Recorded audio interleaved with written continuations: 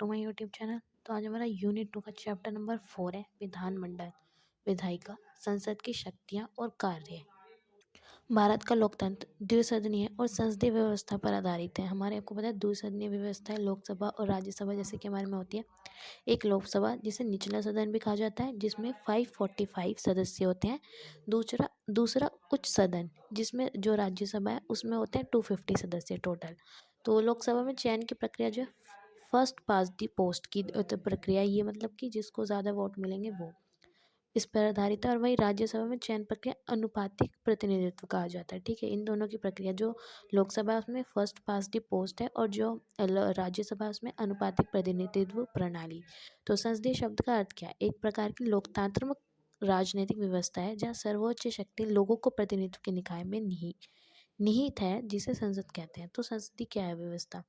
मतलब लोकतांत्रिक व्यवस्था है, ये लोगों के हाथ में शक्ति है। जो लोगों ने लोगों को चुना है ना, जो लोगों ने कुछ लोगों को चुना है तो वो उस सदन में बैठकर विधि बनाते हैं, उसी उसी को कहते हैं संसद। यही निकाय है संसद, सारी शक्ति इसी के हाथ में निहित है। संसदीय प्रणाली के शासन में संसद का प्रमुख स्थान है। संसद सबसे प्रमुख है हमारे जो संसदीय प्रणाली है। भारत के संविधान के अधीन संघीय विधानमंडल को संसद कहा जाता है। यह वह धुरी है जो देश की राजनीतिक व्यवस्था की नींव रखती है। संसद देश की राजनीतिक व्यवस्था की नींव रखता है। संसद जो प्रणाली होती है उसमें संसद, ठीक है। संसदीय प्रणाली में भारत में शासन के परिचालन हेतु ब्रिटिश शासन व्यवस्था के समान संसदीय शासन व्यवस्था को अपनाया गया है, किंतु ब्रिटेन की तरह भारतीय संसद की संवैधानिक स्थिति सर्वोच्च शक्ति संपन्न निकाय नहीं है। मतलब हमने ब्रिटिश की तरह ही संसदीय प्रणाली अपनाई है, पर उसकी तरह सर्वोच्च शक्ति नहीं है। हमारी जो संसद है वो सर्वोच्च शक्ति नहीं है, सबसे ऊपर हमारे में संविधान है। विधानमंडल मतलब संसद। तो संसद का गठन कैसे होता है? तो भारतीय संसद में राष्ट्रपति और दो सदन राज्यसभा और लोकसभा मिलकर बनते हैं। ठीक है, तीन पार्ट होते हैं हमारे संसद के, राष्ट्रपति और राज्यसभा और लोकसभा। राज्यसभा ऊपरी सदन है और लोकसभा निचला सदन है। पर वैल्यू जो है ना लोकसभा की ज़्यादा होती है, क्योंकि उसमें जो सदस्य होते हैं ना वो लोगों के द्वारा चुनकर आए जाते हैं। राज्यसभा में अधिकतम 250 सदस्य होते हैं, जिसमें राष्ट्रपति द्वारा मनोनीत 12 सदस्य भी शामिल होते हैं। ठीक है, 250 टोटल होते हैं, 12 सदस्य राष्ट्रपति मनोनीत करता है। ये स्थायी सदन है। ठीक है, इसका विघटन नहीं होता, इसको स्थायी सदन बोलते हैं। लोकसभा स्थायी सदन नहीं है, उसका विघटन हर 5 साल बाद होता है और इसका हर 6 साल बाद होता है। पर इसमें जो है ना 2 वर्ष के बाद 1/3 सदस्य सेवानिवृत्त किए जाते हैं। मतलब जिन सदस्यों के 2 साल पूरे हो गए ना वो निकलते रहेंगे। ठीक है, 1/3 सदस्य हर साल, तो ये चलता ही रहता है, ये कभी बंद नहीं होता। 6 साल है वैसे इसमें। लोकसभा में 552 से अधिक सदस्य नहीं हो सकते। यह सदस्य राज्यों के चुनाव क्षेत्रों में प्रत्यक्ष रूप से चुने जाते हैं। जो हम इन सदस्यों को हम चुनते हैं। ये चुनाव 5 वर्ष के लिए किया जाता है। ये कार्यकाल सदन की पहली बैठक के दिन से गिना जाता है। ये 5 वर्ष के लिए बैठते हैं जो सदस्य होते हैं, वो स्थायी सदस्य नहीं, ये स्थायी नहीं है, 5 वर्ष के लिए। राष्ट्रपति से कार्यकाल पूरा होने से पहले भी भंग कर सकता है। अगर प्रधानमंत्री ऐसी सिफारिश करे तो पहले भी लोकसभा विघटित हो सकती है। अब संसद की शक्तियाँ और कार्य देखते हैं। क्या कार्य है हमारी संसद के? भारतीय संसद ब्रिटिश प्रतिमान पर आधारित संप्रभु नहीं है। ब्रिटिश की जो संसद है ना वो संप्रभु है, हमारी संसद संप्रभु नहीं है। तथापि फिर भी इसको बहुत सारी शक्तियाँ मिली हुई हैं, हमारी संसद को भी बहुत शक्तिशाली है ये फिर भी। तो इसका शक्ति क्या है? पहले शक्ति विधि निर्माण की शक्ति। ठीक है, हमारी संसद ही तो सारी विधियाँ बनाती है, कानून बनाती है। संसद का प्रमुख कार्य विधि निर्माण है। संसद को 7वीं अनुसूची की संघ सूची तथा संवर्ती सूची में अंत विशिष्ट विषयों पर विधि बनाने का पूर्ण अधिकार है। 2 विषय, एक तो संवर्ती सूची और संघ सूची। राज्य सूची में राज्य विधानमंडल को, संसद को इन 2 सूचियों पर अधिकार है विधि बनाने का। कोई भी विधेयक अधिनियम तभी बन सकता है जब वह संसद के सदनों द्वारा पारित हो तथा उस पर राष्ट्रपति ने अपनी स्वीकृति दे दी हो। संसद के दोनों सदनों द्वारा पारित हो गया हो और राष्ट्रपति ने अपनी स्वीकृति दे दी हो तो वो विधेयक बन जाएगा, मतलब कानून बन जाएगा। फिर दूसरी शक्ति है प्रशासनिक शक्ति।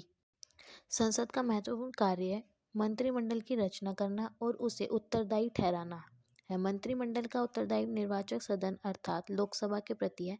मतलब मंत्रिमंडल जो भी कार्य करेगी ना वो किसके लिए उत्तरदायी है? सिर्फ लोकसभा के लिए। मंत्रिमंडल तभी तक सत्ता में रहता है जब तक उसे लोकप्रिय सदन अर्थात लोकसभा में बहुमत प्राप्त है। मंत्रिमंडल तभी तक रहेगा, वरना उसको विघटित कर देंगे अगर उसे लोकसभा में बहुमत प्राप्त नहीं होगा तो। फिर तीसरा है वित्तीय शक्तियाँ। संसद की तीसरी शक्ति वित्तीय शक्ति। संसद को संघ के वित्त पर पूर्ण नियंत्रण का अधिकार है। मतलब संघ के जितने भी वित्त के संबंधित कार्य कानून है वो सारे संसद बनाएगी। प्राक्कलन समिति दल लोक लेखा समिति का गठन संसद द्वारा किया जाता है। ये दोनों जो समितियां हैं वो वित्त से रिलेटेड है, मतलब धन से रिलेटेड है, और इनका गठन संसद ही करती है। भारत की संचित निधि पर संसद का पूर्ण नियंत्रण है। मतलब जो संचित निधि है भारत की, जिसमें सारा जो भी वित्त इकट्ठा होता है, भारत के जितने भी जहाँ से भी कानून जो भी टैक्स लेती है वो सारा संचित निधि में इकट्ठा होता है, और उस पर संसद का नियंत्रण है। संसद द्वारा निर्मित विधि के अनुसार भारत की संचित निधि से धन निकाला जाता है। मतलब संसद जो भी वित्त बनाए वो बनाएगी, विधियां बनाएगी, नियम कानून बनाएगी, उसी के अनुसार भारत की संचित निधि से धन निकलेगा।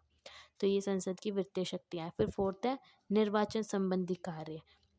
संसद के दोनों सदनों के निर्वाचन सदस्य और राज्य विधानमंडलों के निर्वाचन सदस्य राष्ट्रपति के निर्वाचन में भाग लेते हैं। मतलब संसद के निर्वाचन संबंधी कार्य हैं, जो दोनों सदन होते हैं और राष्ट्रपति के जो चुनाव होते हैं उसमें भाग लेते हैं। संसद के दोनों सदन के सदस्यों द्वारा उपराष्ट्रपति का भी निर्वाचन होता है।